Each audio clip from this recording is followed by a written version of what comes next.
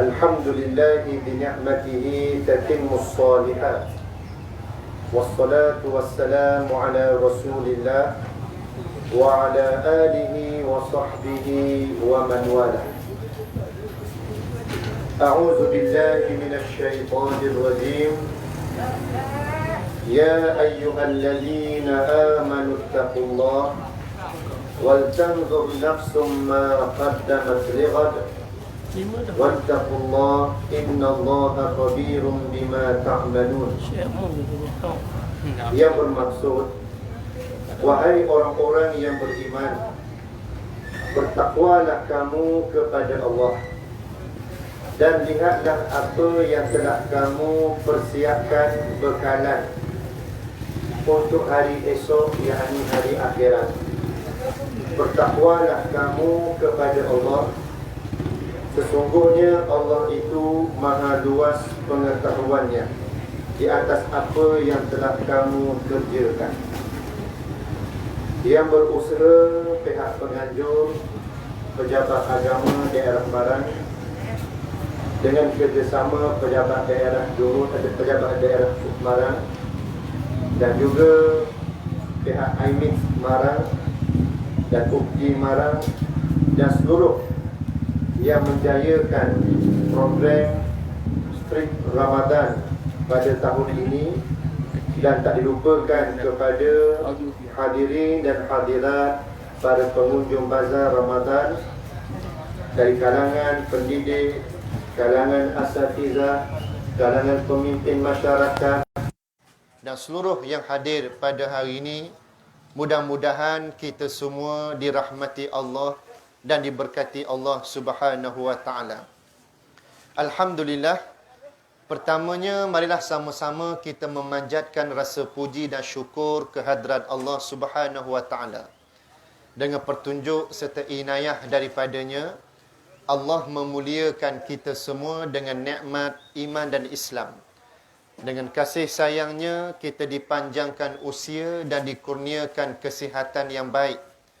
Dan saat ini Allah Ta'ala memilih kita untuk masih lagi berkesempatan bertemu dengan Ramadan pada tahun ini. Sedar tidak sedar, begitu cepat masa berlalu meninggalkan kita semua. Hari ini dah masuk hari yang ke-18. Kita berada di bulan Ramadan. Berbakinya lagi 12 hari.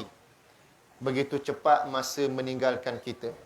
Sebab itulah Allah Ta'ala pernah bersumpah dengan masa dalam memberi suatu kefahaman kepada kita pentingnya masa dijaga dalam kehidupan kita. Allah menyebut wal asri innal insana lafi khusr illa allazina amanu wa amilus solihat wa tawasaw bil haqq wa tawasaw bis sabr. Demi masa, sesungguhnya manusia itu berada di dalam kerugian kecuali orang-orang yang beriman dan yang beramal dengan amal yang soleh. Mereka berpesan-pesan dengan kebenaran dan berpesan-pesan dengan kesabaran. Bagaimana Allah Ta'ala memberi kefahaman kepada kita dan menarik perhatian kita bahawa kehidupan manusia ini secara umumnya akan terdedah dengan kerugian apabila mereka lalai dalam menguruskan masa dan waktu yang mereka lalui itu. Terutamanya kita hari ini berada di bulan Ramadan. Allah Ta'ala datangkan Ramadan kepada kita setahun sekali. Dan ia bersifat Ramadan ini selama 30 hari sahaja ataupun 29 hari. Namun amat rugilah jikalau kita ini, para hamba Allah Subhanahu wa taala, tidak memanfaatkan kehadiran bulan Ramadan ini dengan sebaik-baiknya, maka kita akan terlepas fadilat-fadilat, kelebihan-kelebihan jikalau kita terlalai dalam memanfaatkan dalam bulan Ramadan ini. Hadirin dan hadirat yang saya kasihi dan saya hormati sekalian, kita sedia maklum, bila datangnya bulan Ramadan, kita dapat melihat kemeriahan. Tengok macam petang ni, tengok meriah. Di bazar Ramadan ni orang mencari juadah berbuka puasa dalam beraneka makanan yang membuka selera dan menyebabkan kita tak sabar nak buka puasa. Itulah hakikatnya kemeriahan bila kita hadir dan berkunjung di bazar Ramadan. Namun kesemuanya itu bersifat makanan juadah yang mengenyangkan ataupun yang memberi manfaat kepada jasmani. Namun dalam masa yang sama, kita jangan lupa, kita ini manusia Allah ciptakan bukan hanya berteraskan kepada unsur jasad, tetapi kita ada unsur roh, yang mana roh juga berhajat kepada makanan, roh juga berhajat kepada suntikan, imunisasi ataupun nutrisinya.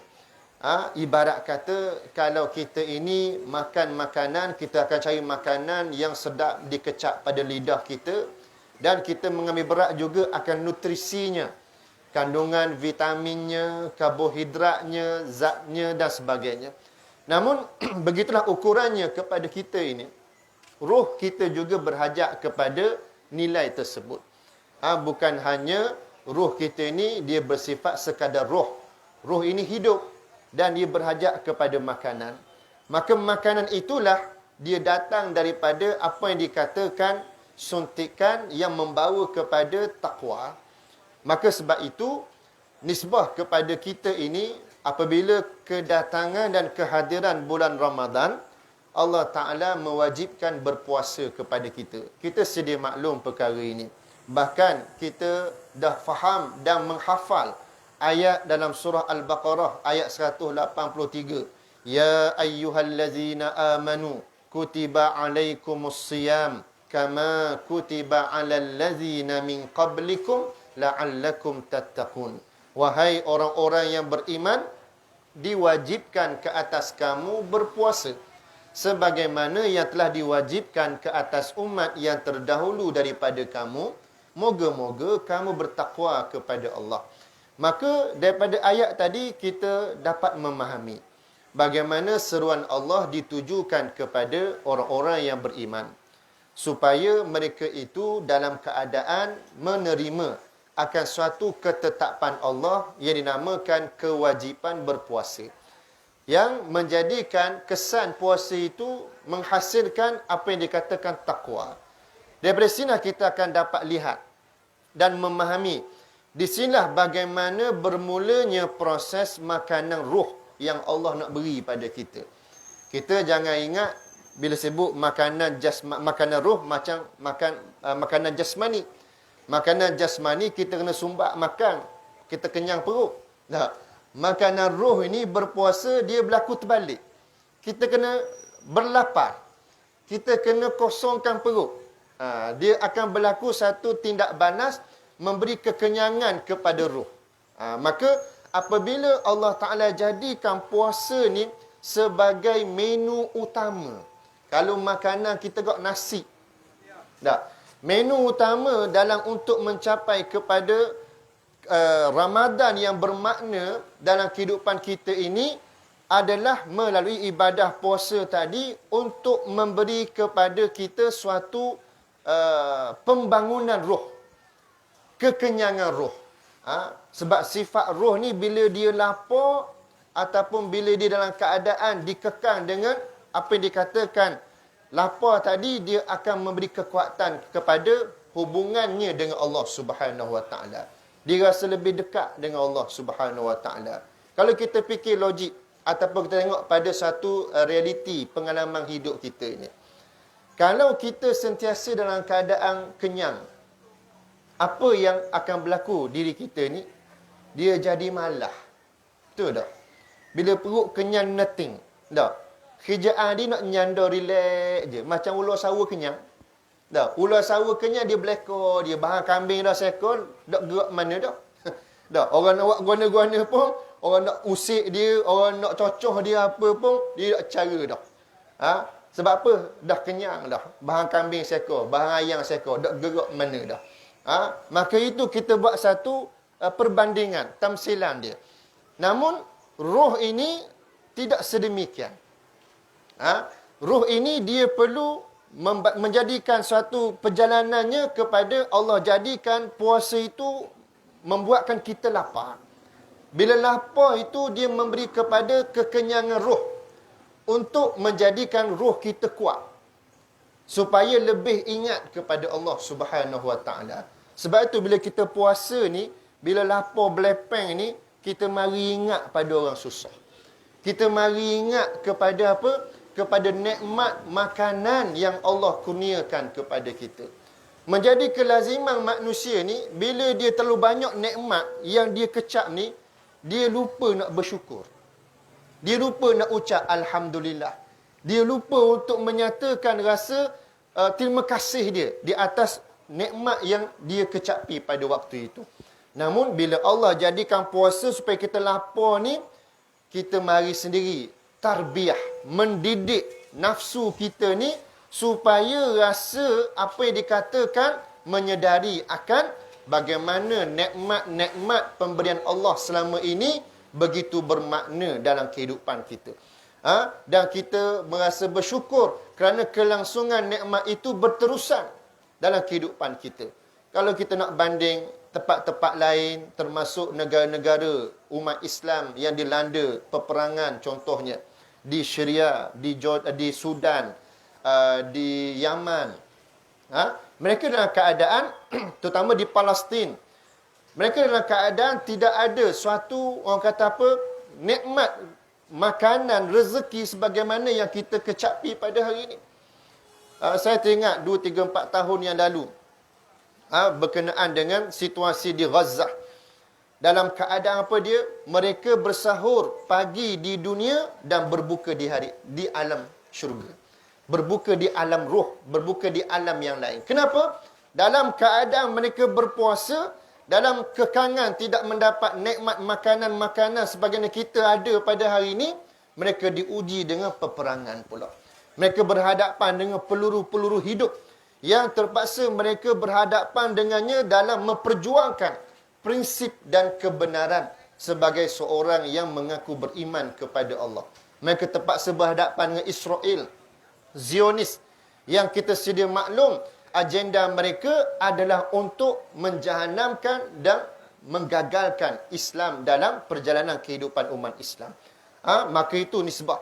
Namun apabila kita ni diperintahkan Allah untuk berlapar, untuk menahan makan dan minum, maka itulah proses untuk mendidik nafsu kita, yang sekaligus membangunkan roh kita supaya kita dapat merasai kebesaran, keagungan Allah dan segala pemberian Allah selama ini begitu bermakna buat kita.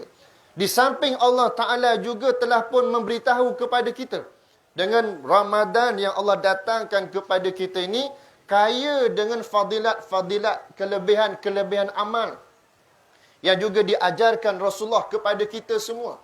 Sehingga kita dapat saksikan bagaimana sikap umat Islam, masyarakat kita ni, bulan Ramadan ni dia jadi juruh pelik, orang Terengganu kata.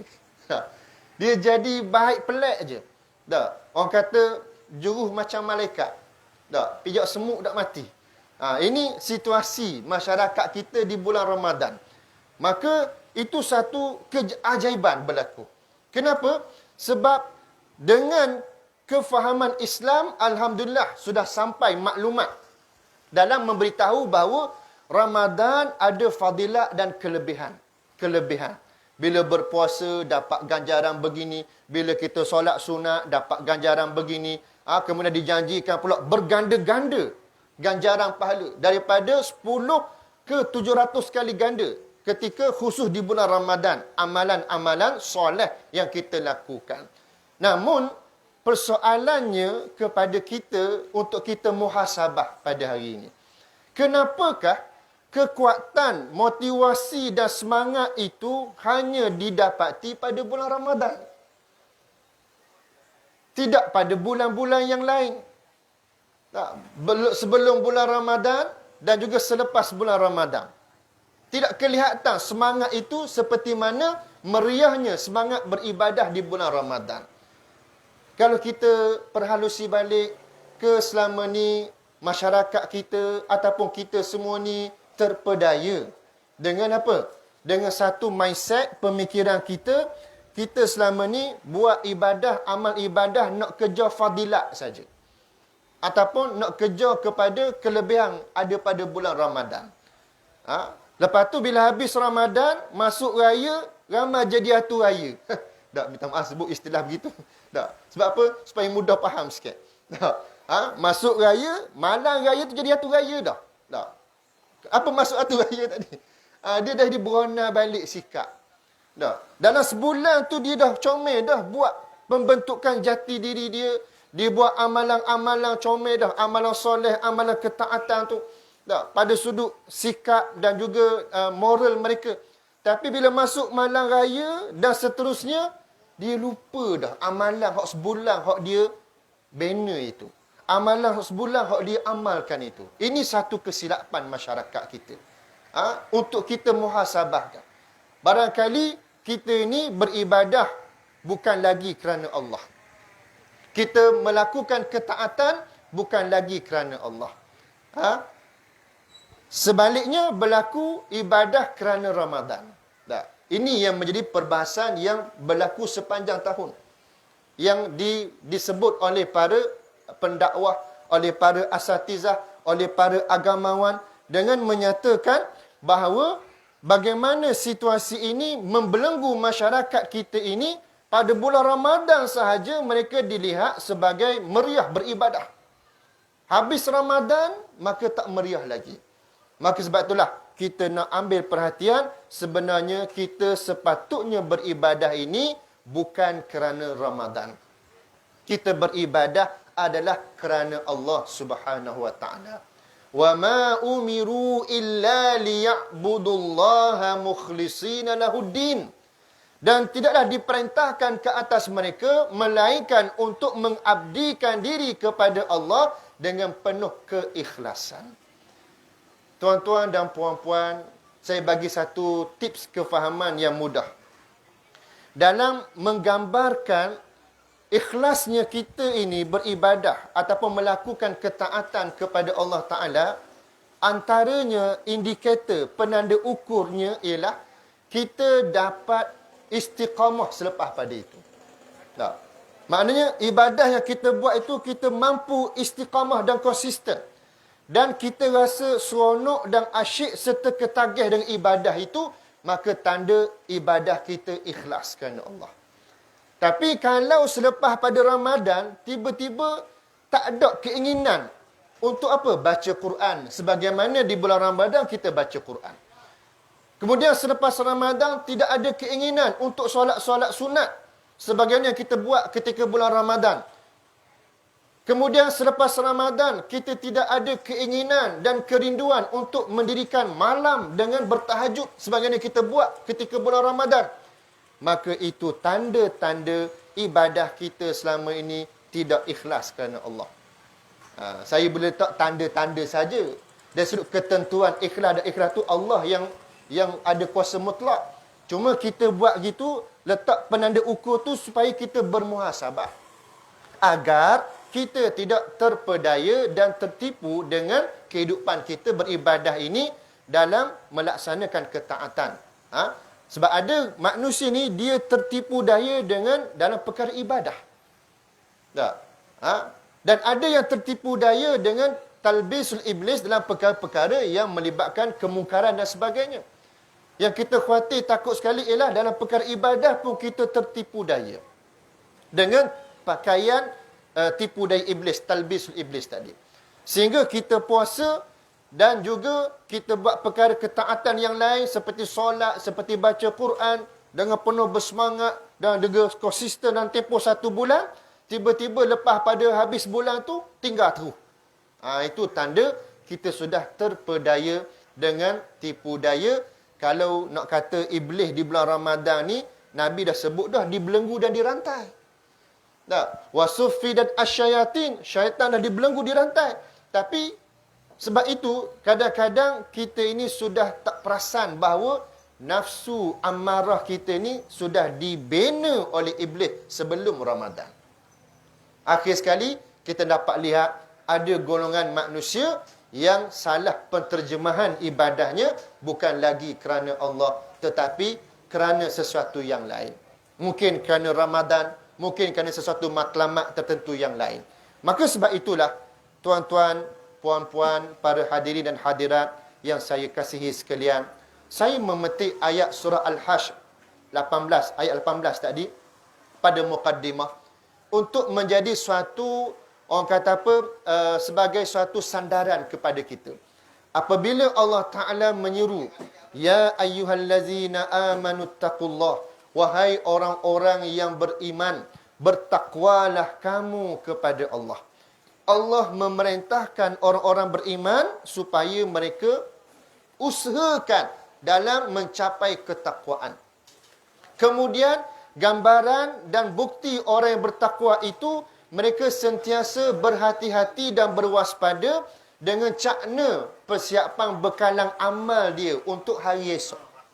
Sebab tu Allah Ta'ala kata apa dia? Falyanzur, ya ayyuhallazina amanu taqullah falyanzur ma qaddamat lighat. Tengoklah, lihatlah apa yang telah kamu dahulukan persiapan untuk hari esok. Orang yang beriman, yang bertakwa, dia akan peka dan cakna, dia akan buat satu persiapan. Apakah persiapan yang diperlukan untuk hari esok? Bila sebut hari esok ni, tuan-tuan dan puan-puan, bukan bermakna hari ni kita hari Jumaat, esok hari Sabtu, tak. Hari esok dimaksudkan di sini ialah hari di mana kita akan pergi sama-sama ke situ, dinamakan hari akhirat. Kita ni hidup atas muka bumi tak kekal. Kita hidup atas muka bumi ni, kita akan mati satu masa. Akan berlakulah dinamakan apa yang dikatakan berpisahnya nyawa dan jasad kita ini. Dan bila kita mati, tak berakhir dengan kematian begitu sahaja. Kita akan dibangkitkan pada hari akhirat. Namun bila dibangkitkan pada hari akhirat itulah baru kita tahu sedar tinggi rendah langit tu. Tak. Dalam keadaan kita manusia selama ni hidup atas dunia ni, kita rasa seronok je. Bahagia je. Dengan kesedapan hidangan dunia ni, sampai kita asyik leka, dah ingat nak buat persiapan untuk hari esok, hari akhirat. Maka bila hari akhirat berlaku kebangkitan manusia pada hari itu, diceritakan dalam Quran bagaimana gambaran ada manusia dalam keadaan resah, gelisah dan takut.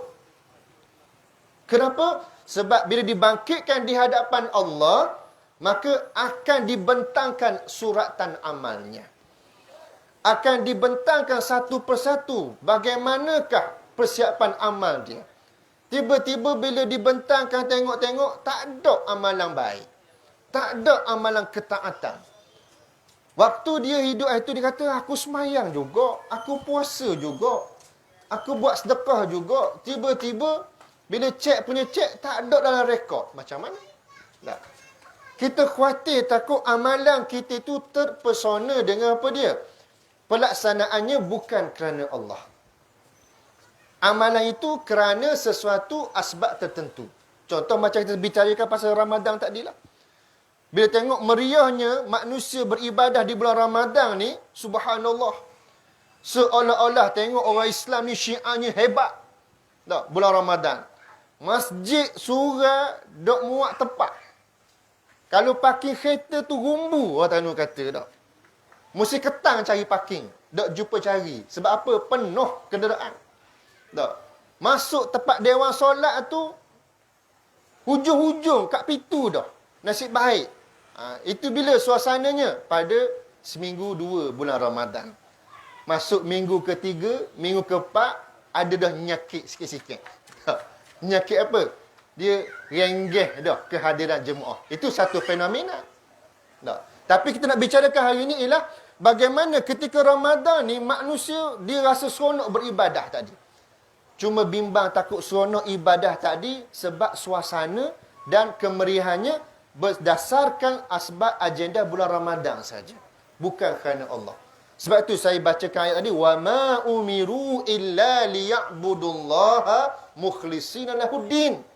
Tidaklah diperintahkan kepada mereka dalam mengabdikan diri kepada Allah, melakukannya dengan penuh keikhlasan. Dengan penuh rasa penghayatannya. Sebab apa? Merasa ubudiyahnya, pengabdiannya kepada Allah. Ini pada sudut tauhid kita. Dalam kita merasai perhambaan kita. Kita puasa, kita buat solat, kita membaca Quran, bertadarus, semuanya ialah kerana kita rasa kehambaan kita kepada Allah. Bukan nak kejar fadilat-fadilat, itu kesilapan kita. Tak, bila kita letak minda kita nak kejar fadilat, silap. Silap kita. Kita kena betulkan minda kita, betulkan pemikiran kita.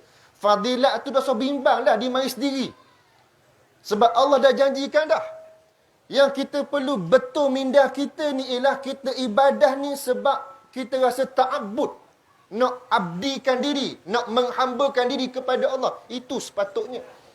Sebab itulah, saya duk nampak bila kita buat analisa, bila habis Ramadan, ramai di kalangan masyarakat kita ni, dia jadi balik asal semula sikap lama sebelum Ramadan tu, sebab dia ada masalah sini.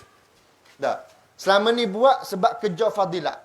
Bukan kejar nak dapat redha Allah. Maka sebab itulah saya menarik perhatian kita semua sebagai medan muhasabah. Kerana kita sama-sama nak menuju kepada redha Allah. Yang mana dengan mendapat redha Allah ni, dia akan memberi suatu pulangan apa yang dikatakan ganjaran syurga Allah Subhanahu Wa Taala.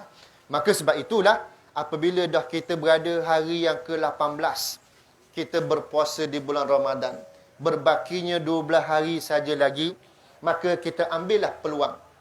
Kita melakukan muhasabah, di manakah kategori kita ini ketika kita berada di bulan Ramadan.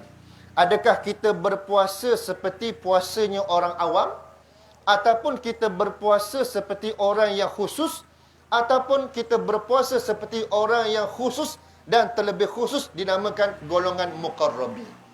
Maka bagaimanakah kriteria golongan-golongan tadi? 3 golongan tadi, orang yang berpuasa. Contoh, berpuasanya orang yang awam, dinamakan puasa orang awam. Mereka, orang yang berpuasa dinamakan puasa orang awam ini, ialah orang yang hanya menahan makan dan minum, lapar dan dahaganya, dan meninggalkan perkara-perkara yang membatalkan puasanya sahaja. Adapun perkara yang lain dari sudut panca indera, dari sudut kelebihan-kelebihan fadilat yang lain, mereka tak cakna. Tak. Terutama dalam bab pemakaian, puasa tapi tak tutup aurat. Maka tak boleh juga. Dah sah tak puasa ustaz? Sah. Tapi kualiti puasa tu tak capailah kepada darjat puasa yang terbaik. Kita bicarakan hari ini ialah puasa yang terbaik. Ni puasa nisbah kalau orang puang pakai baju sekerat lengan. Tak boleh. Tak. Dia kena faham. Tak. Itu sudah menampakkan aurat. Dah batal tak puasa? Tak batal. Tapi kualiti puasa tu. Tak. Contoh, pakai baju juga. Tutup lengan panjang, tak lengan pendek. Ketat pula. Kakak pakai baju adik. Dah guna pula peseng. Sah tak puasa? Sah. Tapi kesempurnaan ibadah puasa tak capai. Kita bimbang, takut-takut termasuk golongan yang Nabi sebut. Kam min sa'imin laisa lahu jaza illa al-ju' wal atash. Berapa ramai orang yang berpuasa yang dia dapat hanyalah lapar dan dahaga. Dia tak dapat apa-apa ganjaran. Lapar dan dahaga saja. Kenapa? Sebab dia tak jaga pada sudut batas-batas sempadan-sempadan yang digariskan oleh syariat. Itu dalam bab aurat. Dalam bab perkara lain, mata melihat perkara yang dilarang. Mulut bercakap perkara yang tak sepatutnya. Tangan melakukan perkara yang tak sepatutnya. Berpuasa, tapi buat perkara-perkara yang tak sepatutnya, maka puasanya tak dapat kelebihan. Hanyalah dapat lelah saja, lapar dan dahaga. Itu apabila puasa golongan orang awam, yang dia tak cakna akan kelebihan-kelebihan tadi. Adapun puasa golongan yang kedua, orang-orang yang khusus. Di samping dia jaga makan, minum, lapar dan dahaga serta perkara-perkara yang membatalkan puasa, dia jaga panca indera dia. Dia buat dengan menggunakan panca indera tadi untuk menghasilkan pahala-pahala redha Allah ke atas dirinya. Contoh, mata dia berpeluang melihat perkara yang haram, aurat orang dan sebagainya, tapi dia tutup pandangan matanya. Dia beristighfar, dia menjaga. Sebab apa? Dia sedar dia sedang berpuasa. Ataupun mulutnya begitu mudah untuk dia katakan sesuatu yang dilihat sebagai kesat, lucah dan sebagainya. Tapi dia jaga untuk tidak berkata demikian. Ataupun dia tidak bercakap sesuatu yang lara, yang tak memberi manfaat. Maka itulah puasa orang yang khusus. Tangan, kakinya dan segalanya, dia jaga sebaik-baiknya. Maka ini golongan yang kedua. Di samping dia berusaha untuk beribadah, melakukan amalan-amalan sunat yang banyak. Adapun golongan puasa orang yang khusus, terlebih khusus dia dinamakan muqarrabin, yang lebih hampir dekat kepada Allah. Bukan hanya sekadar mereka berpuasa, menahan makan, minum, lapar dan dahaga serta perkara membatalkan puasa, dan bukan sekadar hanya menjaga panca indera mereka, tetapi hati mereka juga turut berpuasa.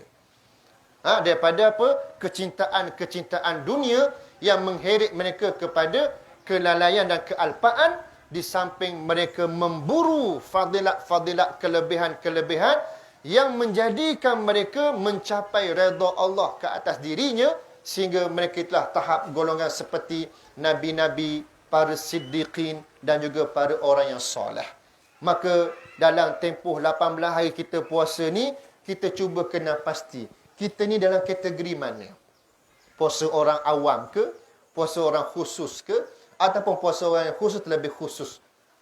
Maka sebab itulah apabila saya menyentuh perkara-perkara ini, sebab kita rasa sayang dan rasa orang kata apa, cakna akan kehidupan kita yang Allah jadikan mesti diikat dengan silaturrahim dan juga talian kalimah la ilaha illallah dalam kehidupan kita ni dengan persaudaraan Islam, yang kita mesti cakna dan rasa ambil berat terhadap saudara Islam kita yang lain, sebab kita sama-sama nak capai redha Allah dalam kehidupan kita, yang boleh kita sama-sama menuju ke syurga Allah Subhanahu wa taala.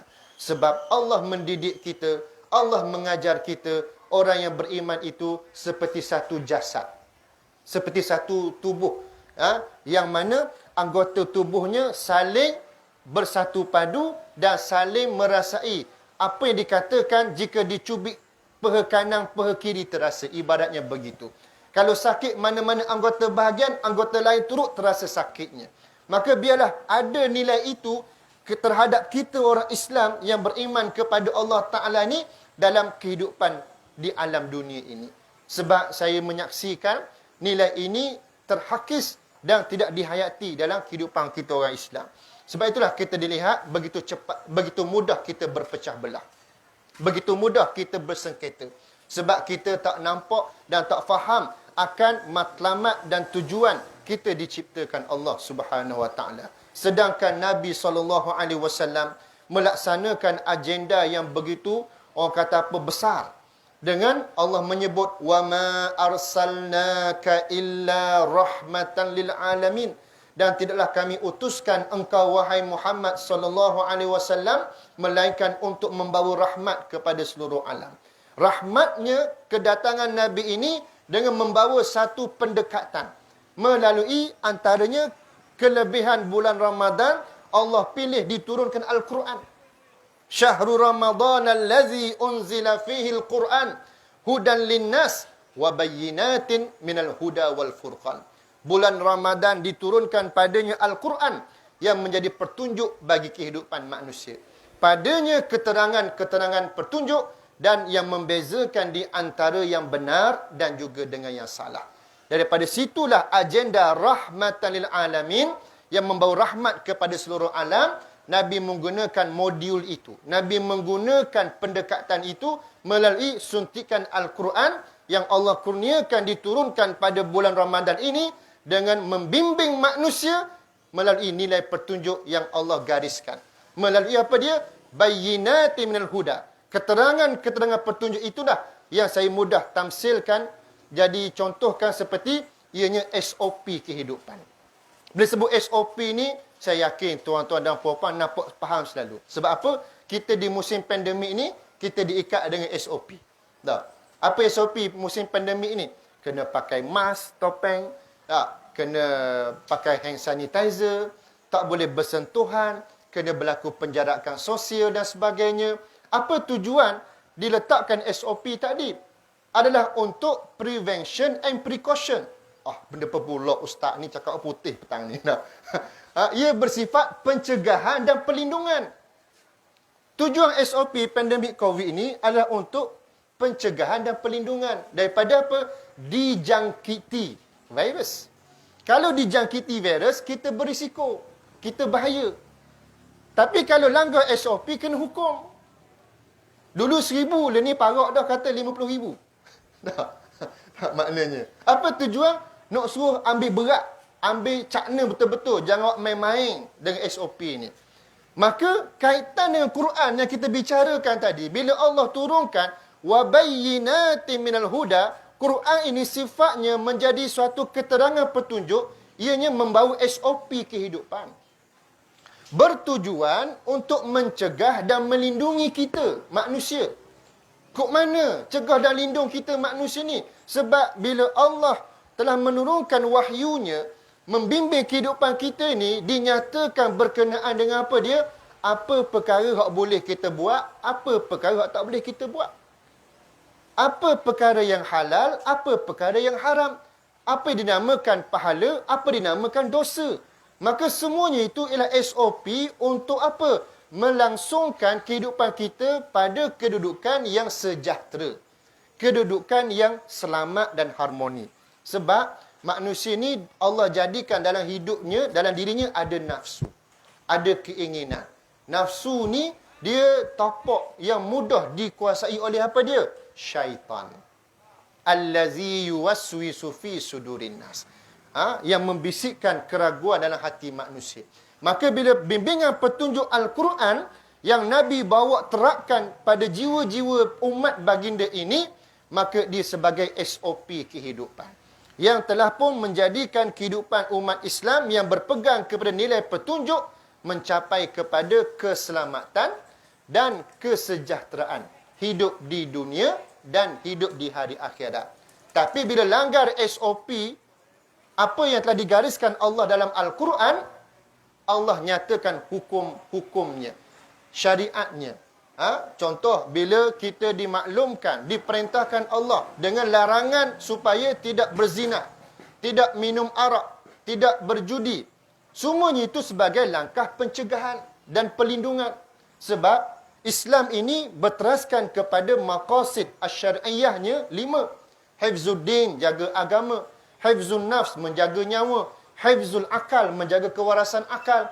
Hifzun nasab, menjaga kesucian nasab keturunan. Hifzul mal, menjaga kemuliaan ataupun kesucian harta kita. Maka 5 perkara ini sebagai asas tujuan syariat diturunkan Allah untuk menjaga dan melindungi kita. Namun kalau apabila manusia tak ambil berat perkara ini, contoh dalam bab penjagaan akal, Allah Ta'ala letakkan pengharaman arak. Kenapa? Sebab arak tadi dia memabukkan. Bila minum arak, bila mabuk hilang waras. Dia akan jadi huru-hara. Bila mabuk ni, dia tak kenal orang dah. Dia mula melakukan keganasan, pertumpahan darah, berbunuhan, ataupun mungkin berzina dan sebagainya. Namun bila syariat diturunkan untuk menjaga akal tadi, supaya akal berfikiran sihat, tak ambil perkara yang memabukkan. Begitu juga untuk menjaga nasab keturunan, diharamkan zina. Dasar kata zina, perbuatan yang hampir zina pun Allah sebut dalam Quran. Wala taqrabuz zina, jangan kamu menghampiri zina. Zina apatah lagi. Hampir pun tak boleh. Apa maksud hampir pada zina ni? Bunga-bunga yang mencenderungkan kita kepada perbuatan zina. Contoh, apabila perbuatan mendedahkan aurat, kaum Adam tengok, maka gairah nafsu dia. Bila gairah nafsu, maka dia akan mendorong kepada perbuatan yang melampaui batas. Maka sebab itu Allah kata, wala taqrabuz zina, yang kamu hampiri zina. Maka itu sifatnya apa? Untuk mencegah, untuk menjaga. Tapi bila manusia langgar juga SOP tadi, ada hukuman. Bila dah terlanjur zina, ada hukuman hudud. Sebagai apa? Juga pencegahan untuk menyedarkan yang terlanjur. Dan memberi pengajaran kepada mereka yang belum terlanjur melakukannya. Maka itu di antara kelebihan syariat yang Allah Ta'ala turunkan. Maka nilai-nilai inilah berjalannya perjalanan itu, proses itu di kota Mekah ketika diutuskan kerasulan Nabi Muhammad sallallahu alaihi wasallam sehingga mampu membina dan membentuk masyarakat Arab merasai nikmat kehidupan dan matlamat hidup yang jelas. Sehingga mereka memiliki nilai modal insan. Sehingga mereka mencapai darjat takwa yang tinggi kepada Allah, lalu mereka melunaskan tanggungjawab mereka sebagai hamba Allah, sebagai khalifah Allah dan sebagai golongan yang menunaikan amanah Allah. Dan kalau kita perhatikan, Mekah pada zaman sebelum kebangkitan Nabi ni, orang dok tengok pun Mekah. Kota Mekah ni, orang duk gambaran pada sudut geopolitik dunia, terutamanya dua kuasa besar dunia, Rom dan Parsi, dia hanya nampak pok-pok Arab ni pandang balah bunuh tumpah darah begitu je. Tak ada apa-apa ancaman pada sudut politik dunia. Yang ramai tumpu pergi Mekah tu sebab gagah atas Kaabah je. Kaabah yang dibina oleh Nabi Ibrahim AS ribu-ribu tahun yang lalu. Sebab Nabi Ibrahim telah mengasaskan syariat yang dibawa, yang diperintahkan Allah untuk bina Kaabah, melaksanakan ibadat haji. Namun, itu satu-satunya peninggalan yang berterusan termasuk di zaman jahiliah. Tapi silapnya di zaman jahiliah, ibadat haji itu berlaku penyelewengan. Tawaf Kaabah, sa'i Safa Marwah, tapi dalam keadaan melakukan syirik kepada Allah. Kaabah itu, setiap penjuru Kaabah digantung patung-patung berhala. Maka berlaku syirik. Di sepanjang Safa dan Marwah, dia sa'i itu ada patung-patung berhala disusung padanya. Lalu dia sa'i itu dalam keadaan syirik kepada Allah. Maka tumpuan dunia pada waktu itu di Mekah sebagai pusat dagangan saja. Bila tempat ramai orang tupu, maka ramailah penjual-penjual, pedagang-pedagang untuk menjualkan barang dagangannya. Maka itu sajalah yang gagah di kota Mekah suatu ketika itu. Tapi bila kebangkitan Nabi Muhammad SAW bawa Al-Quran yang menjadikan satu petunjuk dalam kehidupan manusia, yang menceritakan SOP kehidupan manusia, disitulah bermulanya pembangunan insan. Berlakunya perubahan jati diri manusia dibaiki daripada kelihatan bersifat kehaiwanan bertukar kepada sifat kemanusiaan. Sebab apa saya menggunakan istilah kehaiwanan? Di zaman jahiliah, masyarakat Arab ni, mereka terlalu mengikut nafsu serakah, nafsu amarah mereka. Berlakunya pergaduhan, pembunuhan sesama mereka. Penindasan sesama mereka. Seolah-olah macam tak ada perasaan. Tapi bila Nabi dibangkitkan daripada situ, Nabi bawa Quran, Nabi cerita pasal hukum hakam, Nabi cerita pasal kebenaran petunjuk Allah Ta'ala, berlakunya proses pembangunan insan. Manusia mula berubah, manusia mula sedar, penduduk masyarakat Arab mula mikir dalam sikit. Selama ni tak mikir dalam mana? Dia fikir kepuasan diri dia saja. Bila dia mikir jauh, bila Quran mendidik mereka ini, barulah lahir generasi dinamakan generasi yang bertakwa di kalangan generasi awal umat Islam. Itu pun terbatas. Bilangan mereka tak ramai. Namun, mereka walaupun tak ramai, tetapi hebat dan berbisa.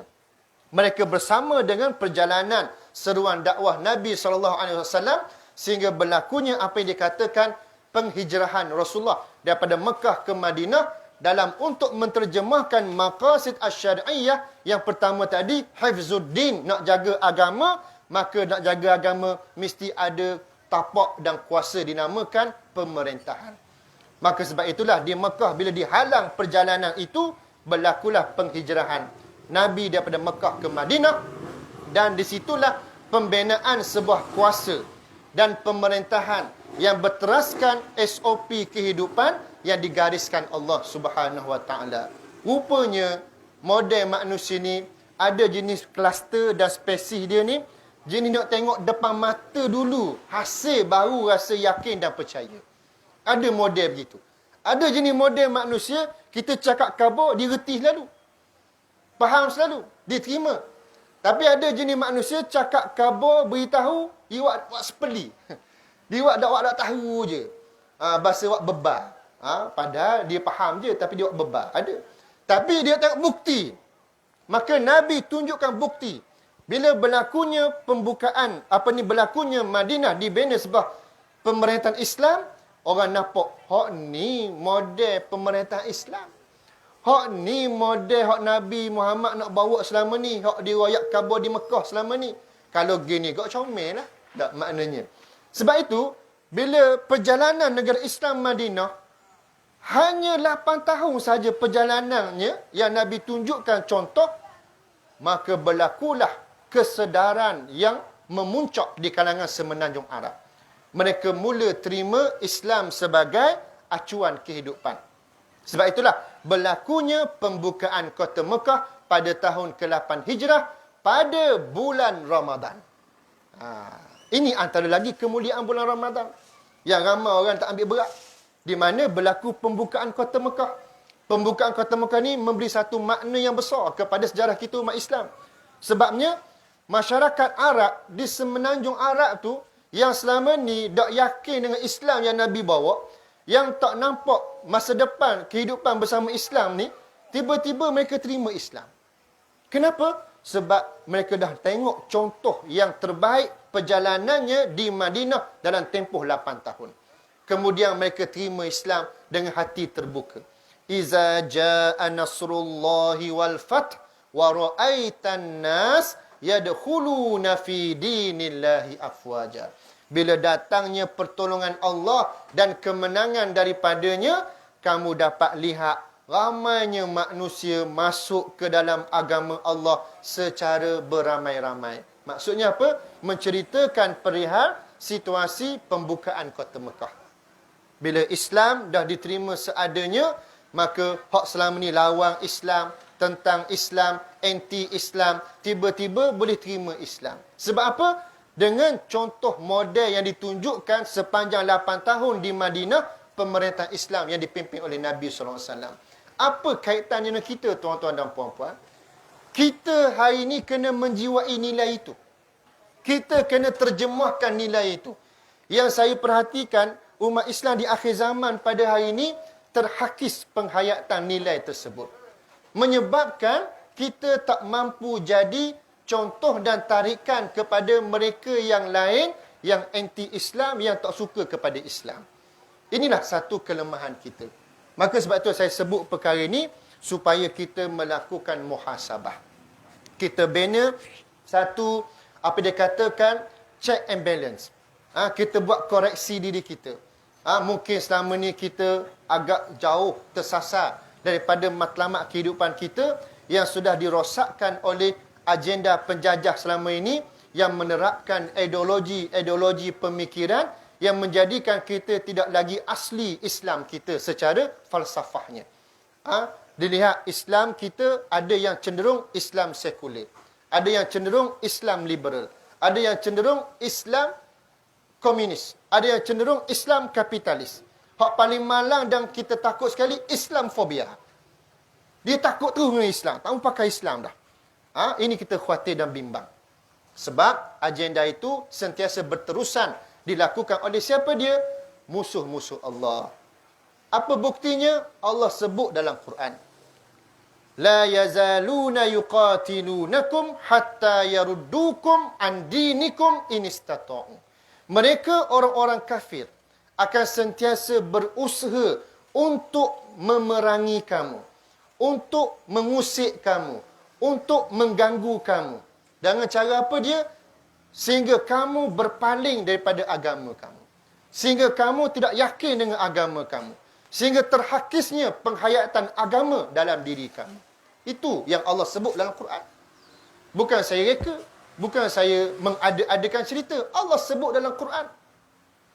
Bila Allah sebut hakikat itulah yang berlaku kepada kita umat Islam, kita kena sentiasa melakukan persiapan dan juga persediaan dengan memperkasakan paling tidak iman kita. Supaya kita termasuk orang-orang yang bertakwa.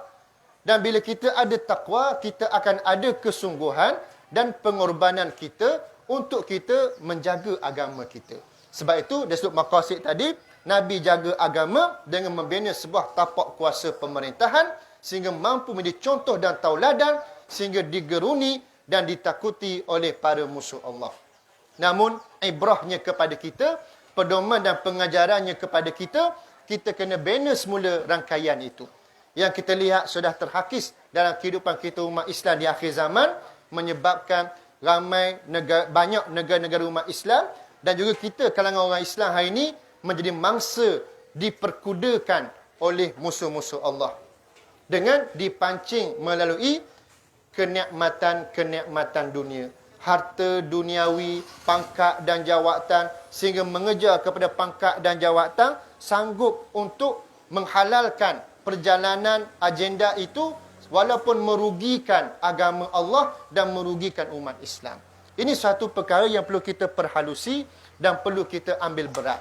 Sebab disebabkan oleh lompangnya ataupun terhakisnya akan kesedaran ini, maka kita lihat hari ini kita diperkudakan oleh musuh-musuh Allah. Tengok apa yang berlaku di peringkat dunia.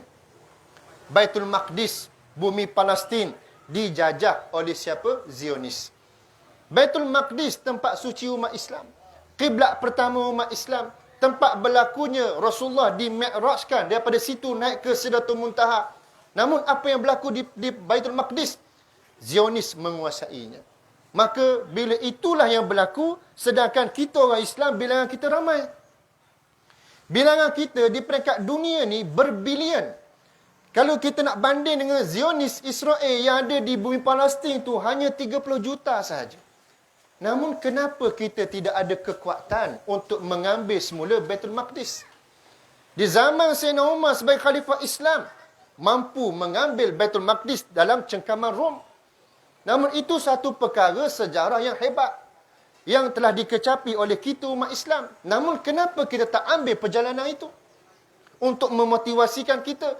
Sedangkan kita ni pada sudut kedudukan lebih ramai berbanding umat Islam yang terdahulu. Itu satu muhasabah bersama kita. Disebabkan oleh kegagalan kita untuk capai kepada kesatuan umat Islam yang sebenarnya.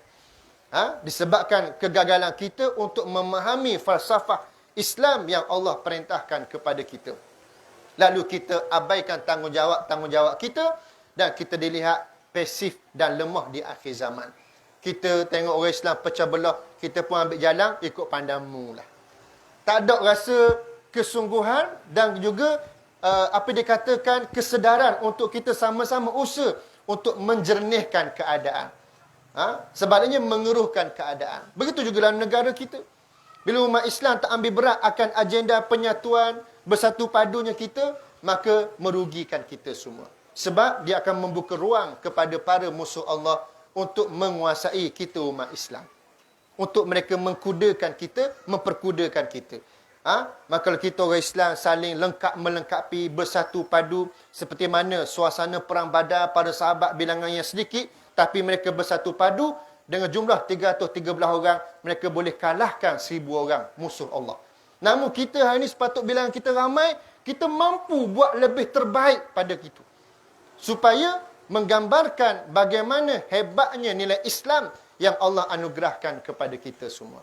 Maka marilah kita ambil peluang di bulan Ramadan yang penuh dengan keberkatan dan penuh dengan kerahmatan ini, kita mengambil perjalanan untuk kita sama-sama memperkasakan iman kita, ketakwaan kita kepada Allah, agar hati kita semua jernih, bersih, dengan mudah untuk menerima tuntutan kewajipan Allah kepada kita semua, agar kita berperanan menjiwai nilai ummatan wasata yang dinyatakan Allah dalam Al-Quranul Karim. Allah nyatakan, wa kadzalika ja'alnakum ummatan wasatan litakunu syuhada'a 'alan nas wa yakuna ar-rasulu 'alaikum syahida.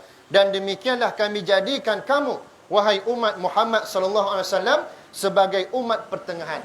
Maksud umat pertengahan di sini ialah umat yang memiliki ciri-ciri keadilan, yang berteraskan kepada Al-Quran dan Sunnah dalam kehidupan mereka, lalu menjadi role model dan contoh kepada mata-mata yang melihatnya, sehingga Islam mampu diterima oleh semua kehidupan manusia.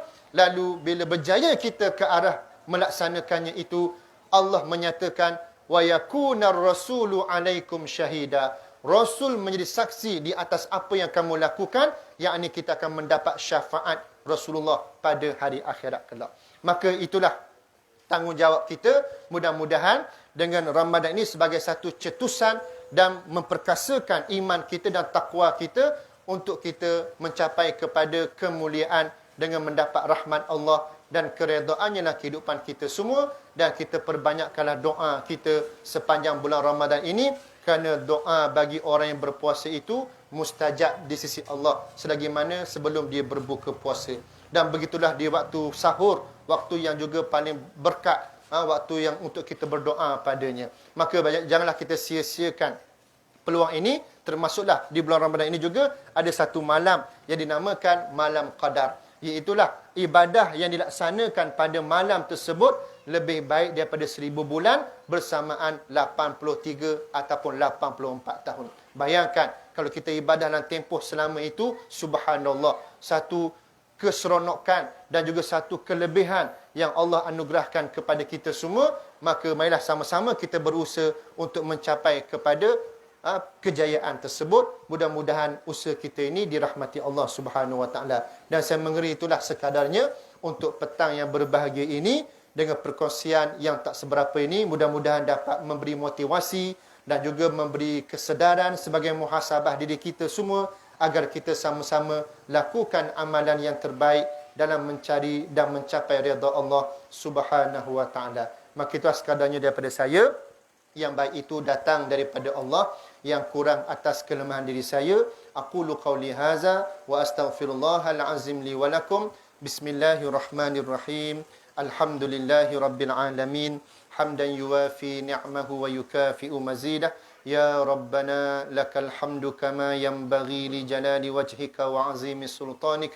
Allahumma ighfir lana zunubana wa liwalidina wa li ajdadina ولأمهاتنا ولمشائخنا ولجميع المسلمين والمسلمات والمؤمنين والمؤمنات برحمتك يا أرحم الراحمين.